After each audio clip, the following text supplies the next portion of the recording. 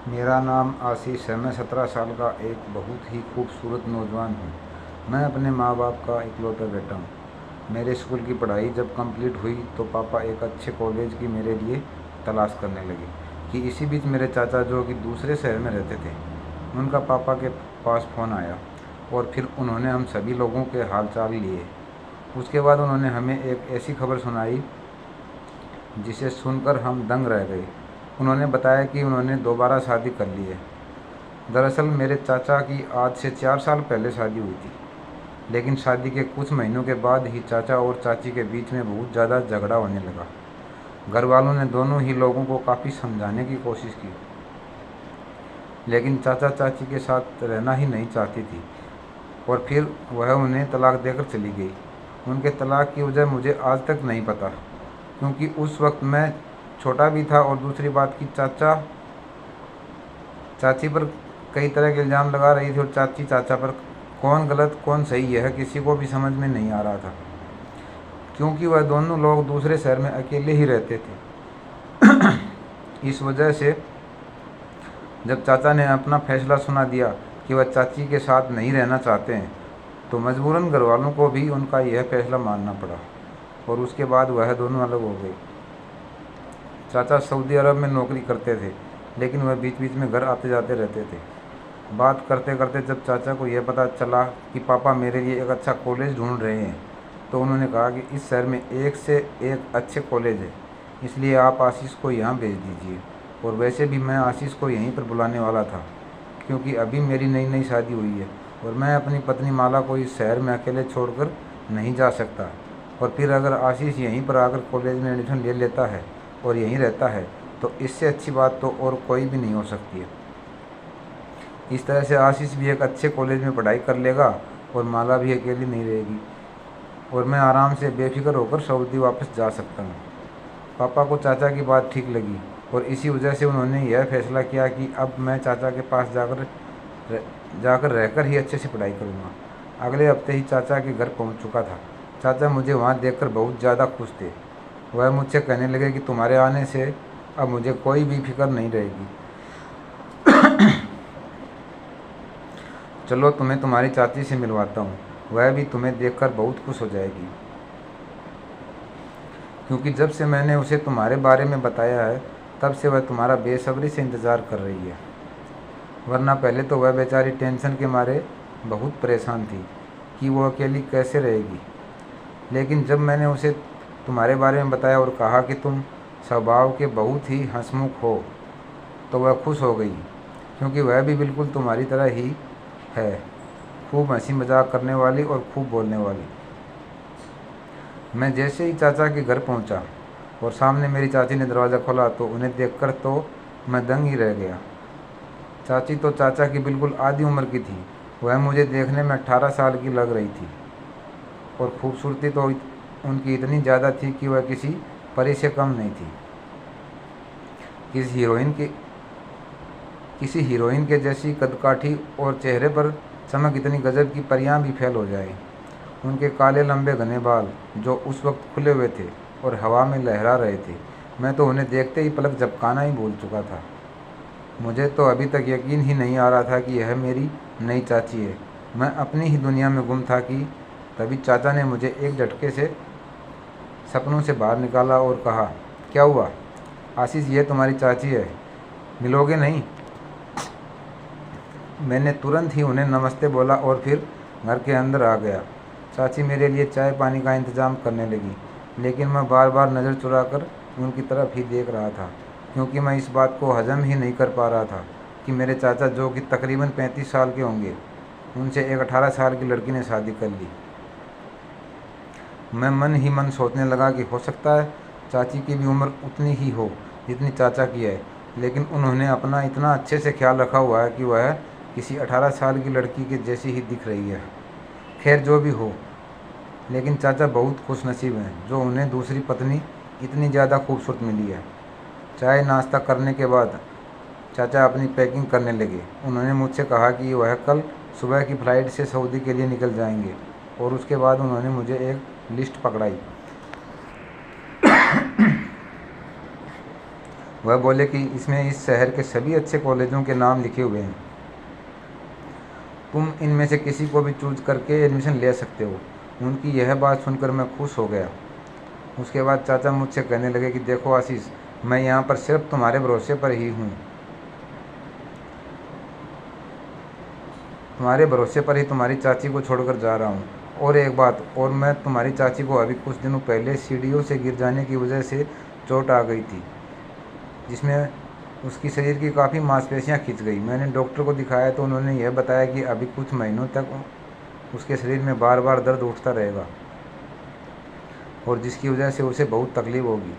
इसलिए तुम उसका थोड़ा सा ख्याल रखना और जब भी ज़रूरत पड़े तो उसे डॉक्टर को दिखाना।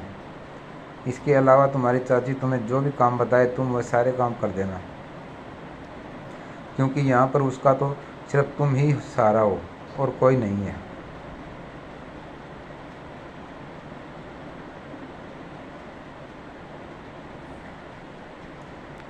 मैंने चाचा से कहा कि आप बिल्कुल भी फिक्र मत करिए, मैं चाची का पूरा ख्याल रखूँगा और उन्हें किसी भी बात की कमी नहीं होने दूँगा।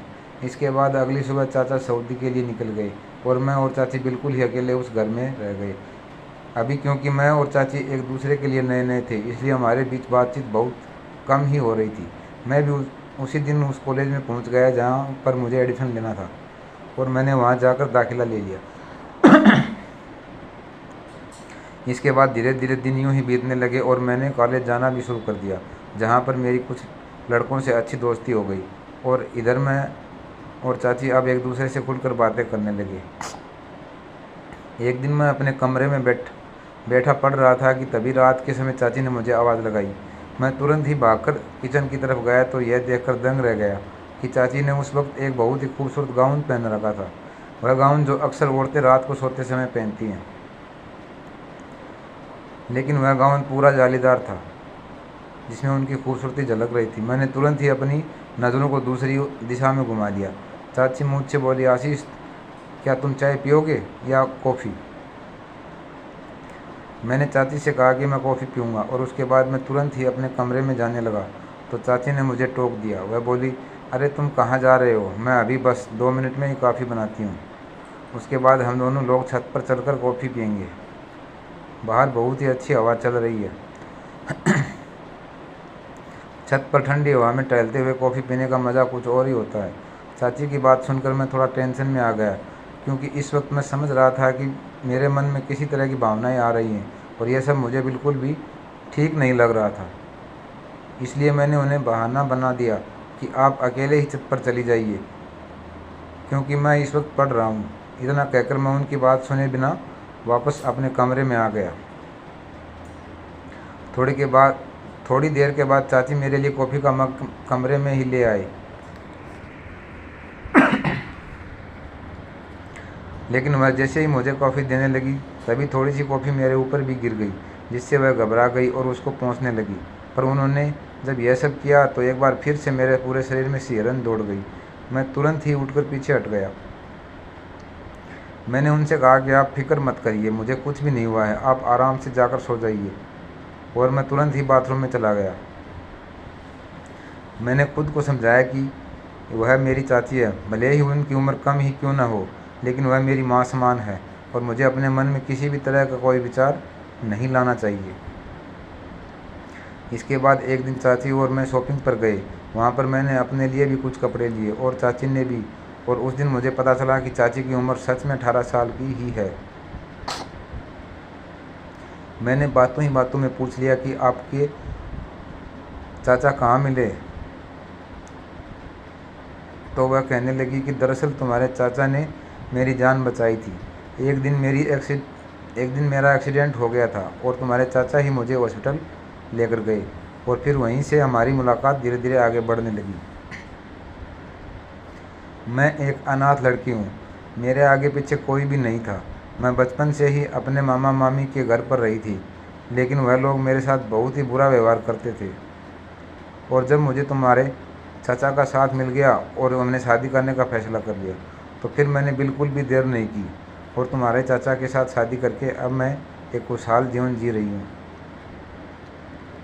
मैंने चाची से कहा कि यह तो आपने बहुत ही अच्छा किया, क्योंकि मेरे चाचा बहुत ही अच्छे हैं। चाची कहने लगी कि हाँ, सो तो हैं। तुम्हारे चाचा मेरा बहुत ख्याल रखते हैं। देखो ना, वह यहाँ से जा रहे थे, लेकिन फिर भी उन्हें मेरी कितनी फ़िक्र थी कि मेरा ख्याल रखने के लिए वह तुम्हें यहाँ पर छोड़कर गए। बाकी सब चीज़ तो ठीक चल रही थी, लेकिन न जाने क्यों, लेकिन मैंने एक चीज़ नोटिस की थी कि जब से चाचा सऊदी गए हैं, तब से चाची घर में जो भी कपड़े पहन रही थी वह मुझे दिखने में बिल्कुल भी ठीक नहीं लगते थे, क्योंकि वह कपड़े कुछ ज़्यादा ही खुले खुले थे। फिर मुझे लगा कि हो सकता है चाची इन सब बातों पर उतना ध्यान न देती हो, और फिर उनकी नज़र में तो मैं उनके बेटे के समान हूँ, और बस इसलिए वह इस तरह के कपड़े आराम से मेरे सामने पहन रही है। मैंने इस बात को नज़रअंदाज किया और अपनी पढ़ाई में जुट गया। इधर मेरे कॉलेज में प्रैक्टिकल शुरू हो गए थे, जिसमें मुझे अपने दोस्त के साथ प्रोजेक्ट तैयार करने को दिए गए, जिसकी वजह से मेरे दोस्त ने डिसाइड किया कि वह मेरे घर पर आकर प्रोजेक्ट को तैयार करेगा। क्योंकि उसका परिवार काफ़ी बड़ा था और वह अपने घर में प्रोजेक्ट को आराम से तैयार भी नहीं कर सकता था, क्योंकि उसके घर में हर वक्त बहुत ज़्यादा शोर होता था, और मेरे घर पर तो सिर्फ चाची ही थी और कोई छोटा बच्चा भी नहीं जो हमें डिस्टर्ब करता। इसी वजह से मेरा दोस्त अमन प्रोजेक्ट के सिलसिले में हर रोज़ कॉलेज के बाद मेरे साथ घर आने लगा।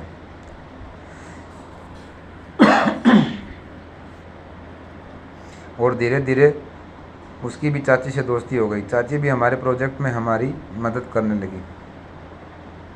मुझे चाची का स्वभाव बहुत अच्छा लगता था।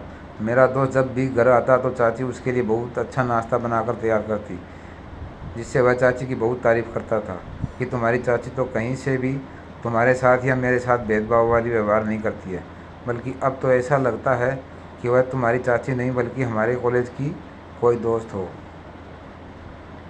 बातों ही बातों में मेरे दोस्त ने चाची से पूछा कि आपने कहाँ तक पढ़ाई की है। यह बात सुनकर चाची का चेहरा उतर गया। उनके उदास चेहरे को देखकर हम पूछने लगे कि क्या हुआ, तो उन्होंने बताया कि उनके मामा मामी ने तो उन्हें मुश्किल से 12वीं कक्षा पास करने दी। उसके बाद तो उन्होंने साफ इनकार कर दिया कि वह उनकी पढ़ाई पर पैसे खर्च नहीं कर सकते,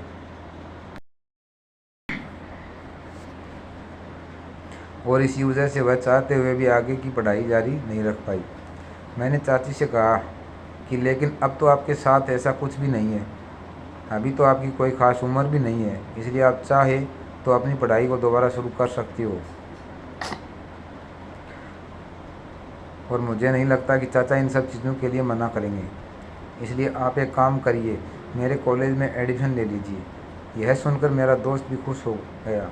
वह कहने लगा कि हाँ, आप भी वहीं पर आ जाइए, फिर हम तीनों लोग खूब मस्ती करेंगे और जमकर पढ़ाई भी करेंगे। चाची मुस्कुराते हुए कहने लगी कि मैं बिल्कुल ऐसा करती, लेकिन क्योंकि अभी मुझे कुछ दिनों पहले ही चोट लगी है, जिसकी वजह से मुझे कई बार अचानक से शरीर में दर्द उठने लगता है, इसलिए मैं हर रोज़ फ़िलहाल तो कॉलेज नहीं जा सकती। और फिर अब मेरी शादी भी हो गई है, तो मुझे अपनी गृहस्थी भी देखनी है, और आगे मेरे बच्चे होंगे, तो फिर मैं कॉलेज के साथ साथ बच्चों को कैसे मैनेज करूँगी। हर रोज़ कॉलेज जाना मेरे बस की बात नहीं हो पाएगी। उनकी यह बात सुनकर मैं और मेरा दोस्त दोनों ही सोच में पड़ गए।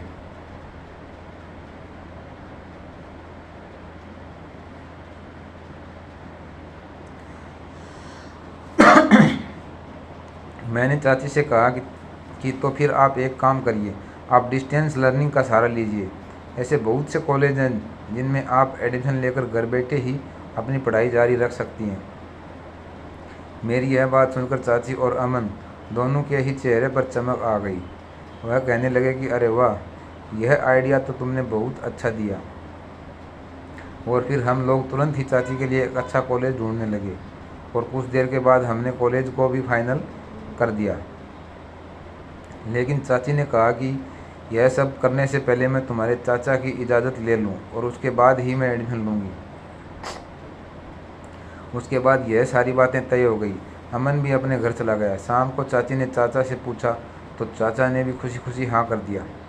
चाची पढ़ाई को लेकर बहुत खुश थी। फिर वह कहने लगे कि लेकिन आशीष, मुझे पढ़ाई छोड़े हुए थोड़ा समय हो गया है, तो इसलिए मुझे घबराहट हो रही है कि मैं यह सब बिना कॉलेज जाए कैसे हैंडल करूँगी, क्योंकि कॉलेज जाती तो वहाँ तो मुझे प्रोफेसर पढ़ाते, अगर कोई चीज़ समझ नहीं आती तो वह मुझे समझाते, पर यहाँ घर बैठे मैं कैसे सारी चीज़ों को समझ पाऊँगी। मैंने चाची से कहा कि अरे बस इतनी सी बात है, आप इस सब की बिल्कुल भी फिक्र मत करिए, आपकी पढ़ाई में मैं आपकी मदद करूँगा। आपको जब भी किसी चीज़ में कुछ भी समझ में ना आए तो आप बेझिझक किसी भी वक्त मुझसे पूछ लीजिएगा। यह सुनकर चाची बहुत खुश हो गई और फिर चाची ने एक कॉलेज में एडमिशन ले लिया और घर पर रहकर ही अपनी पढ़ाई शुरू कर दी। अब अक्सर मैं भी चाची की पढ़ाई में मदद कर देता और अमन भी। हम तीनों लोग कई बार बाहर घूमने के लिए भी चले जाते, कभी डिनर पर जाते तो कभी किसी शॉपिंग मॉल में। हम तीनों के बीच बहुत अच्छी दोस्ती होने लगी थी। एक रात चाची ने अचानक ही मुझे फ़ोन करके अपने कमरे में बुलाया। जब मैं उनके कमरे में पहुंचा तो वह मुझसे कहने लगी कि उनके पीठ में बहुत तेज़ दर्द हो रहा है और डॉक्टर ने उन्हें यह तेल दिया है जिससे उनकी मालिश की जाती है। जब चाचा थे तो वह उनसे अच्छे से मालिश कर दिया करते थे, लेकिन अब तो वह यहाँ पर है नहीं और चाची का खुद से हाथ नहीं पहुँच पाता है, इसलिए मैं इस चीज़ में उनकी मदद कर दूँ। मैं तुरंत ही उनके हाथ से तेल लिया और उनकी मालिश करना शुरू कर दिया, लेकिन न जाने क्यों जब मैं उनकी मालिश कर रहा था तो वह तिरछी निगाह से मुझे बहुत ही अजीब तरीके से देख रही थी। मैंने इसीलिए फटाफट से उनकी मालिश की और फिर बहाना बना दिया कि मुझे बहुत तेज़ नींद आ रही है, इसलिए मैं सोने के लिए जा रहा हूँ। इतना कहकर मैं तुरंत ही उठकर वापस अपने कमरे में आ गया। धीरे धीरे अब मैं नोटिस कर रहा था कि चाची मुझसे अपना हर छोटा मोटा काम करवाती, जैसे कभी कहीं जा रही हो तो कभी अपना मंगलसूत्र मुझसे ही पीछे से बांधने के लिए कहती, कभी मुझसे अपनी साड़ी का पल्लू बनवाती तो कभी कुछ। वैसे इन सब चीज़ों में कोई खराबी नहीं थी, क्योंकि अगर मैं वहाँ था तो उनकी मदद मैं कर सकता था, लेकिन वह मुझसे जो भी काम करवाती उस वक्त वह मेरे करीब आने की भी कोशिश करती और मुझे अजीब तरह से देखा करती, जिससे मुझे बहुत घबराहट होने लगती थी और उन पर शक होने लगता था कि कहीं चाची के मन में कुछ और ही तो नहीं चल रहा है। इस वजह से मैं अब उनसे दूरी बनाने लगा और बहुत ही कम बात करने लगा। वो अक्सर मुझसे कहती कि मैं उन्हें चाची न कहूँ बल्कि माला कहकर बुलाऊँ, लेकिन मैंने मना कर दिया। एक रात बहुत तेज़ बारिश हो रही थी और तभी मेरे दरवाजे पर बहुत ज़ोरदार दस्तक हुई। बाहर भयंकर तूफान आया हुआ था। चाची मेरे कमरे में आ गई और मुझसे बोली कि मैं आज रात यहीं सोऊंगी, क्योंकि मुझे इतनी तेज़ बारिश में से बहुत ज़्यादा डर लगता है। घबराहट के मारे मुझे नींद ही नहीं आ रही थी। उनकी यह बात सुनकर मैं डर गया। मैं यही सोचने लगा कि चाची अगर मेरे कमरे में सोएंगी, वह भी पूरी रात, तो फिर न जाने आगे क्या होगा। मैंने चाची से कहा कि आप इतनी बड़ी होकर सिर्फ एक मामूली सी बारिश से डर रही हैं। आप घबराइए नहीं, मैं तो आपके बगल वाले कमरे में ही हूँ। अगर आपको किसी भी चीज़ की ज़रूरत हो तो आप मुझे बता दीजिएगा। लेकिन चाची ने मेरी कोई भी बात नहीं सुनी और तुरंत ही दंदनाती हुई वह मेरे बिस्तर पर जाकर लेट गई। मैं एकटक खड़े होकर उन्हें देख रहा था। फिर वह मुझसे बोली कि अरे तुम वहाँ क्यों खड़े हो, आओ तुम भी इधर ही लेटकर सो जाओ। उनकी इस बात से मुझे बहुत ही ज़्यादा अजीब सा महसूस होने लगा। ऐसी उलझन भरी स्थिति बन चुकी थी कि मुझे कुछ भी समझ नहीं आ रहा था। मैंने उनसे कहा कि अब तो मैं जाग ही गया हूँ, इसलिए सोच रहा हूँ कि कुछ देर बैठकर पढ़ाई कर लूँ। उसके बाद मैं बहाना बनाने के लिए चुपचाप बैठकर पढ़ने लगा और इस बात का इंतज़ार करने लगा कि चाची कब गहरी नींद में सो जाएं। और जब मुझे लगा कि अब वह सो चुके हैं तो मैं धीरे से उठकर सोफे पर लेट गया।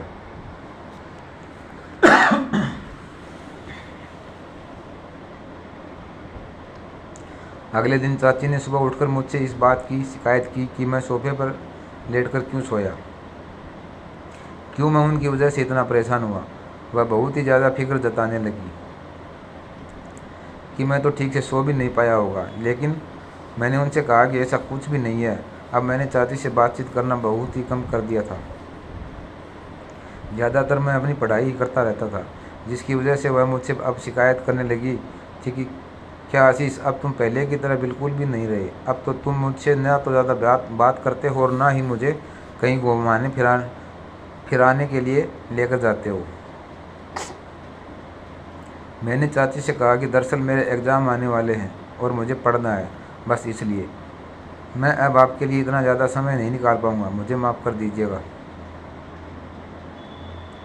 यह कहकर मैं वापस अपने कमरे में आ गया और दरवाज़ा अंदर से बंद कर लिया। लेकिन उसी रात एक बार फिर से चाची ने मुझे अपने कमरे में बुलाया और मुझसे फिर से अपनी पीठ की मालिश करने के लिए बोला। मैं जैसे ही उनकी मालिश करने लगा, उसके थोड़ी देर बाद चाची अचानक से उठकर बैठ गई और फिर कहने लगी कि तुमने अभी तक मुझे अपनी हॉबीज़ के बारे में तो बताया ही नहीं। तो मैं उनसे कहा कि दरअसल मुझे आउटडोर एक्टिविटीज़ पसंद हैं, जिसमें मुझे ट्रैवलिंग करना, बैडमिंटन खेलना, स्विमिंग करना, घुड़सवारी करना, यह सारी चीज़ पसंद है। क्योंकि उन्होंने मुझे ये सवाल किया था, इसलिए मैंने भी उनसे पूछ लिया कि आपको क्या क्या पसंद है। तो मेरी तरफ अजीब तरीके से देखकर कहने लगी कि घुड़सवारी तो मुझे भी पसंद है। मैंने उनसे कहा कि अरे वाह, आपकी पसंद मुझसे मिलती है। फिर वह ऐप पर देखते हुए कहने लगी कि लेकिन मुझे सिर्फ़ और सिर्फ काले की सवारी ही पसंद है। और उनके चेहरे पर उस वक्त जो अजीब सी मुस्कान तैर गई, उससे तो मैं पूरे शरीर में सिरन सी दौड़ गई। मैं पसीने से तरबतर होने लगा। मेरे और उनके बीच एक अजीब सा सन्नाटा पसर गया। अब वह भी बार बार मुझे इशारे में कुछ समझाने की कोशिश करने लगी, जिसे मैं बहुत अच्छे से समझने भी लगा। और फिर तभी मैंने अपना आपा खो दिया और उन पर ज़ोर से चिल्लाया कि आप मुझसे यह कैसी बातें कर रही हैं। मेरे ऐसा कहते ही चाची थोड़ा सा घबरा गई और कहने लगी कि आशीष, तुम शायद मुझे एक गलत समझ रहे हो। मैंने उनसे कहा कि मुझे नहीं लगता कि मैं आपको गलत समझ रहा हूँ। इतना कहकर मैं तुरंत ही उनके कमरे से बाहर निकल आया। मुझे इस वक्त बहुत तेज़ गुस्सा आ रहा था। मुझे समझ नहीं आ रहा था कि चाची ने मुझे इस तरह की बात क्यों की और मुझे इस तरह से इशारा क्यों किया। अब मुझे चाची की हरकतें कुछ ठीक नहीं लग रही थी। उस दिन के बाद से तो मैंने चाची से और भी ज़्यादा बात करनी बंद कर दी। हालांकि उन्होंने मुझे मनाने की बहुत कोशिश की और मुझे बार बार यह समझाने लगी कि वह ऐसी कोई भी बात नहीं कर रही थी, पर फिर भी मैंने उनसे झूठा दिखावा कर दिया कि ठीक है, मैंने उनकी बात मान ली। एक दिन कॉलेज में अचानक ही मेरी थोड़ी तबीयत खराब हुई और जब मैं जल्दी घर वापस लौट कर आया तो यह देखकर दंग रह गया कि चाची के कमरे से मेरे दोस्त अमन की हंसने की आवाज़ आ रही थी। अमन ने तो कहा था कि आज उसे अपनी माँ को अस्पताल में लेकर दिखाकर आना है, लेकिन वह यहाँ पर अकेले चाची के साथ क्या कर रहा है। मुझे चाची पर तो पहले से ही शक था, लेकिन मेरा दोस्त अमन भी मुझसे झूठ बोलकर यहाँ आ रहा है, इस बात का तो मैं अंदाज़ा भी नहीं लगा सकता था। अभी मैं चुपचाप खड़ा होकर उनकी बातें सुनने लगा। वह दोनों मेरा ही मजाक उड़ा रहे थे। चाची कहने लगी कि तुम्हारा दोस्त आशीष तो एक नंबर का डरपोक है। मैंने तो उसे न जाने कितनी बार इशारा किया, लेकिन मुझे तो लगता है कि उसमें आदमियों वाली कोई बात ही नहीं है और इसलिए वह हर वक्त मुझसे छुपा छुपा घूमता है। लेकिन सच कहूँ, मुझे तो तुम में एक असली मर्दों वाली बात नज़र आती है। इस बात पर आशीष बहुत खुश हो गया और कहने लगा कि अरे आप उस आशीष को छोड़िए, वह तो बड़ा ही दब्बू किस्म का इंसान है और मेरे साथ खुश रहिए। और उसके बाद उन दोनों ने जो किया उसे देखकर तो मैं दंग रह गया। जिस चीज़ पर सिर्फ और सिर्फ मेरे चाचा का हक था, वह इस वक्त सिर्फ आशीष को मिल रही थी।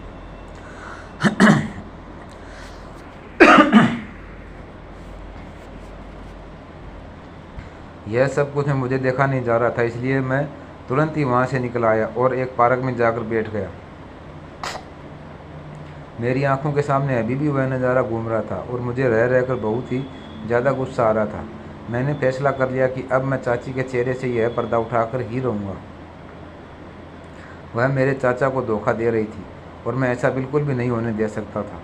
और इसलिए मैंने तुरंत ही फ़ोन करके चाचा को चाची की एक एक हरकत के बारे में सब कुछ बता दिया।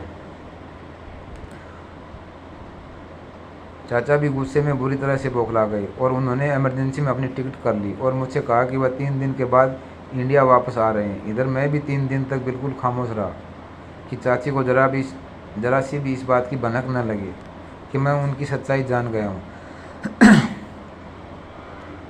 3 दिन के बाद चाचा जैसे ही घर लौट कर आए, उन्होंने तुरंत ही आकर चाची के गाल पर एक ज़ोरदार तमाचा मारा। चाची को कुछ भी समझ में नहीं आ रहा था कि आखिर उनके साथ अचानक से यह क्या हुआ। वह कहने लगे कि आप एक तो अचानक आ गए और फिर आप मेरे साथ ये क्या कर रहे हैं। चाचा कहने लगे कि तुम्हारी हिम्मत कैसे हुई आशीष के दोस्त के साथ यह सब करने की। चाचा के मुंह से यह बात सुनकर चाची के तो होश ही उड़ चुके थे। वह बुरी तरह से चाचा के आगे रो रो कर गिड़गिड़ाने लगी और कहने लगे कि मुझे माफ़ कर दीजिए, मैं भी क्या करती, मेरे सामने और कोई चारा नहीं था। चाचा ने कहा, लेकिन जब मैंने तुमसे कहकर गया था कि तुम्हें यह सब आशीष के साथ करना है, तो फिर तुम उसके दोस्त के साथ आखिर क्यों? मैंने तुम्हें सिर्फ आशीष तक की हद दी थी। चाचा के मुंह से यह बात सुनकर मेरे तो पैरों तले ज़मीन निकल गई। मुझे तो समझ ही नहीं आ रहा था कि आखिर यह सब यहाँ क्या चल रहा है। चाचा कहने लगे कि वैसे तो तुम बहुत लंबी लंबी फेंकती थी कि तुम इतनी खूबसूरत हो कि अच्छे अच्छों को ईमान डिगा दो, और तुम इस अदने से लड़के को अपने काबू में नहीं कर पाई।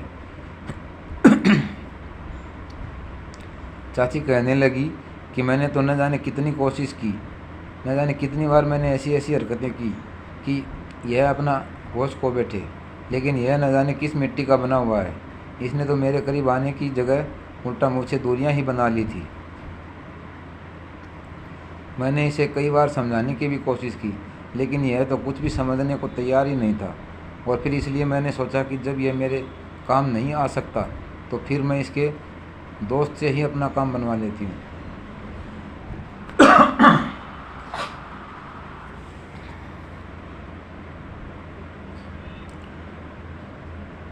उन दोनों लोगों की यह बात सुनकर मुझे अचानक गुस्सा आया और मैं चाचा से कहा कि आप ये कैसी बातें कर रहे हैं। इस पर चाचा मेरी तरफ गुस्से से पलटे और कहने लगे कि देख आशीष, तुझे मेरा यह काम करना ही पड़ेगा। हर हाल में तुझे मुझे एक बच्चा पैदा करके देना होगा, क्योंकि अगर ऐसा नहीं हुआ तो सबको पता चल जाएगा कि मैं एक बांझ हूँ। मेरी पहली पत्नी भी मुझे इसी वजह से छोड़कर चली गई थी, क्योंकि मैं उसे एक बच्चा नहीं दे सकता था। लेकिन अब मैं अपनी दूसरी पत्नी को नहीं खोना चाहता और समाज में इस बात का रुतबा भी रखना चाहता हूँ कि मैं भी बच्चा पैदा करने के लायक हूँ। मैं एक नामर्द नहीं हूँ। जब पहली बार मेरा तलाक हुआ था, तो मेरी पहली पत्नी ने मुझे इस बात को लेकर बहुत बदनाम कर दिया था और फिर हर कोई मुझे शक की नज़र से देखने लगा था। हर कोई मुझ पर उंगली उठा रहा था और मैं यह बर्दाश्त नहीं कर सकता था कि कोई भी मुझे नामर्द कहे। और इसी वजह से मैंने यह दूसरी शादी की, ताकि दूसरों के दिमाग में जो यह शक का कीड़ा है, उसे मैं पूरी तरह से ख़त्म कर सकूं। तुझे मेरे माथे पर लगा हुआ यह कलंक मिटाना ही होगा हर हाल में, वरना मेरी इज्जत खाक में मिल जाएगी और सबको पता चल जाएगा कि मैं एक नामर्द हूँ और बच्चा पैदा करने के काबिल नहीं हूँ। मैंने इसी इरादे की वजह से तुझे यहाँ कॉलेज में एडमिशन लेने के लिए कहा था और इसलिए मैं तुझे तेरी चाची के साथ अकेला छोड़कर गया, ताकि वह तुझे अपने जाल में फंसा सके और तुझसे मेरा वंश बढ़ाने वाला ले सके, क्योंकि मैं यही चाहता था कि मेरा जो भी वारिस हो वह इसी परिवार के किसी व्यक्ति से पैदा हो। और मुझे तुझसे बेहतर और कोई भी ऑप्शन नहीं लगा, क्योंकि तेरी और तेरी चाची की उम्र लगभग एक ही है, तो तुम दोनों के बीच यह चीज़ ज़्यादा आसान हो जाती। लेकिन तू पता नहीं किस मिट्टी का बना हुआ है। इसकी खूबसूरती पर तो हर कोई एक बार में ही फिदा हो जाता है, पर तू तो आज तक नहीं पिघला। पहले तो चाचा मेरे सामने गिड़गिड़ाने लगे और मुझसे कहने लगे कि मैं उनका यह काम कर दूं, लेकिन मैंने साफ इनकार कर दिया। मैंने कहा कि आपकी इस गिरी हुई हरकत में मैं आपका बिल्कुल भी साथ नहीं दे सकता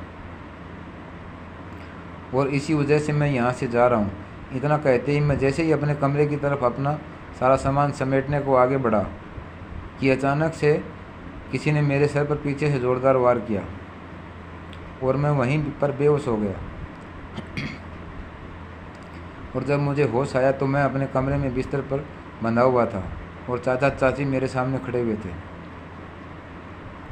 चाचा कहने लगे कि तुझे मेरा यह काम हर हाल में करना पड़ेगा, चाहे खुशी खुशी या फिर ज़बरदस्ती। अगर तू मेरी बात प्यार से मान जाता तो मुझे तेरे साथ यह सब कुछ नहीं करना पड़ता, लेकिन अब मैं क्या करूं?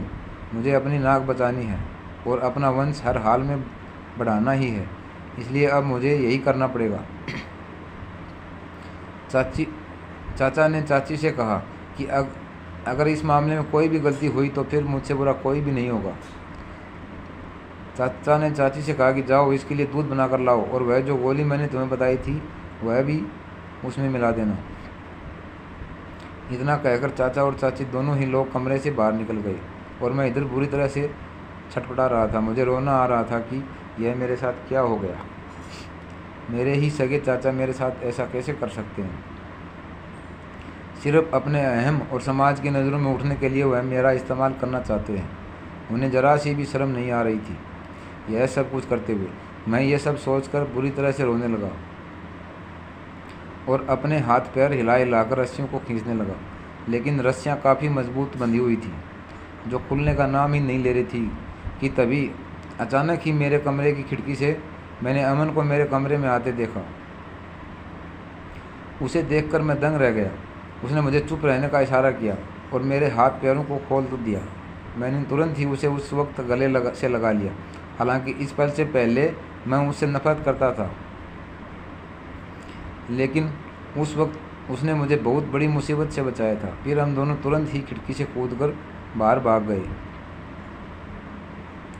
मैं उसके साथ बाइक से एक पार्क में पहुंचा और वहां पहुंचकर मैंने चैन की सांस ली, लेकिन मैंने हैरानी से अमन की तरफ देखते हुए कहा कि तुम आखिर मेरे कमरे की खिड़की से अचानक कैसे आ गई? तब अमन ने बताया कि मैं तेरी चाची से मिलने के लिए आया था, लेकिन मुझे क्या पता कि तेरे चाचा घर आ चुके हैं। लेकिन मैं जैसे ही दरवाजे पर पहुंचा, तभी तुम लोगों के बात करने की आवाज़ मेरे कानों में पड़ी। तो मैं खड़े होकर वहीं पर सब कुछ सुनने लगा और फिर अचानक ही मैंने देखा कि तेरे चाचा तेरे साथ क्या कर रहे हैं। मैं जानता हूँ मेरे दोस्त कि तू एक सीधा साधा इंसान है और तेरे साथ गलत होते हुए देख मुझसे रहा नहीं गया। मैं अपने दोस्त के साथ यह सब नहीं होने दे सकता था और बस इसीलिए मौका पाते ही मैंने तेरे कमरे की खिड़की से आकर तुझे बचा लिया। मैंने अमन को एक बार फिर से गले लगाकर थैंक यू बोला, क्योंकि आज अगर वह सही वक्त पर नहीं आता तो मेरी तो ज़िंदगी ही बर्बाद हो चुकी होती। मैंने तुरंत ही उसके फ़ोन से फ़ोन करके पापा को सब कुछ बता दिया, जिसे सुनकर वह खुद भी दंग रह गई कि उनका ही छोटा भाई इतनी गिरी हुई हरकत कर सकता है। उसके बाद मैंने अमन से कुछ पैसे लिए और ट्रेन की टिकट खरीद कर मैं अपने घर पहुंच गया। मेरे घर वालों का भी मेरी तरह ही बहुत बुरा हाल था। वह भी कभी सपने में भी नहीं सोच सकते थे कि मेरे खुद के सगे चाचा मेरा इस तरह का इस्तेमाल करने की कोशिश करेंगे। इसके बाद पापा ने चाचा के पास जाकर उन्हें बहुत खरी खोटी सुनाई और उनसे सारे रिश्ते नाते ख़त्म कर दिए। पापा ने कहा कि अगर यह हरकत किसी और ने मेरे साथ की होती तो अब तक वह इंसान जेल में होता।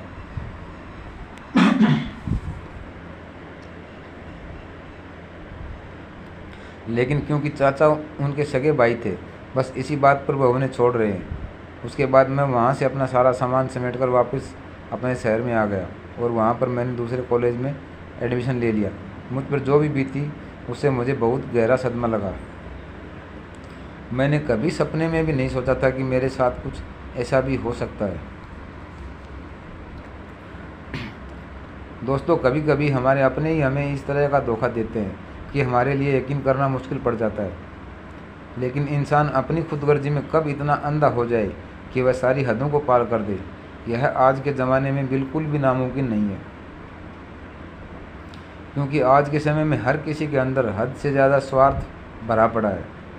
हर कोई अपने स्वार्थ के लिए दूसरों का इस्तेमाल करना चाहता है, जिसमें वह ना तो किसी की भावनाओं के बारे में सोचता है और ना ही किसी की फिक्र करता है। इसलिए हमें हर वक्त अपने आसपास की चीज़ों पर ध्यान देना चाहिए।